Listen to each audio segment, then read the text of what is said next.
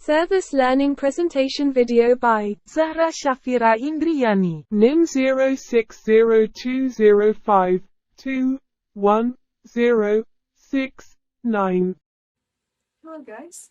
Well, today we will discuss what we learned last semester. Does anyone remember about it?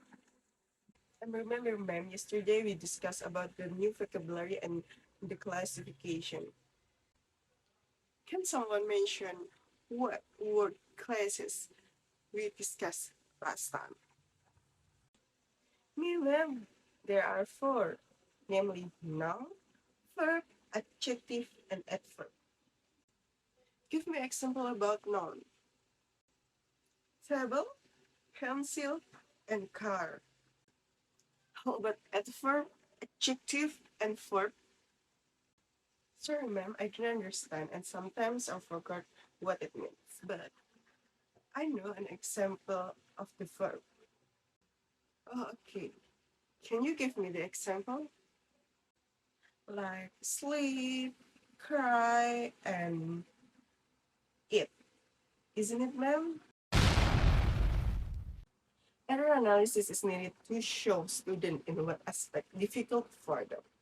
To show the errors made by the student, to know the source or the cause of the error, and how the student can learn from their mistakes in order that they will not make some errors repeatedly. The result of the surface learning that we carried out some times ago can be illustrated as before. From the illustration above, we can see that some students are still confused about distinguishing the word class that we usually find when discussing grammar material. Where are they still confused about word classes, especially in open word class, indicating verb, noun, adjective, and adverb. Based on this, students should be able to deepen their grammar material regarding word classes. Mastering the word classes of words will make it easier for students to learn the new vocabulary. At this time, I will explain about verb, noun, adjective, and adverb, and how to distinguish them so that they are easier to understand. First is noun. Noun are words for people, place, or thing, and this type of word are fairly easy to recognize and are also the ones that appear most often in a sentence, like a mother, town, room, and car. The second is adjective. Adjectives are words that describe noun, like kind, clever, and expensive. The third is verb. Verb are action or state word whose role is to provide a description of an event or action like run, work, study. The last is adverb. Adverb are words that modify verb, adjective, of other adverb. Most of the verbs have the ending ly, like quickly, badly, and generally. Regarding the obstacle in the grammar section, they are still related to linguistic material. The material is related to morphology. Morphology. What is morphology? Morphology etymologically comes from 2 words, morph and logy.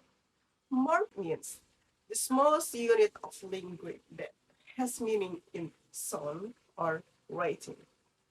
And about logy means are particularly branch or felt or learning. According to one expert, morphology is one more part of linguistics that belongs to grammar. So morphology is defined as the study of this meaning braving units and the rules governing them. In short, morphology is the study of the structure of words. Morphology is divided into two parts. The first part is morpheme and the second is word formatting. On this occasion, I will discuss about morphemes. Morphemes are the smallest meaningful units of language. Type of morphemes. There are two types, namely free morpheme and bound morpheme. And this part, I will discuss about free morpheme. Free morpheme. Definition of free morpheme: a morpheme that can stand alone as a word without another morpheme. It does not need anything attached to it to make a word. Free morpheme is a word, but not any word is free morpheme. Here are two types of free morpheme. The first one is lexical morpheme, and the second one is functional morpheme. First is lexical morpheme. Their lexical morpheme carry the content of the message by conveying them generally noun, verb, and adjective, which has the meaning in the dictionary. In short, what I want to say is that lexical morpheme always carry meaning. Lexical morpheme consists by noun like book, car, and pebble, verb like swim, jump, drink, and adjective like old, slow, and small. The second is functional morpheme. Functional morpheme consists of functional words in linguistics, such as conjunction, like and, or, but, because, for, if, and when. Preposition like beside, in front of, near, inside.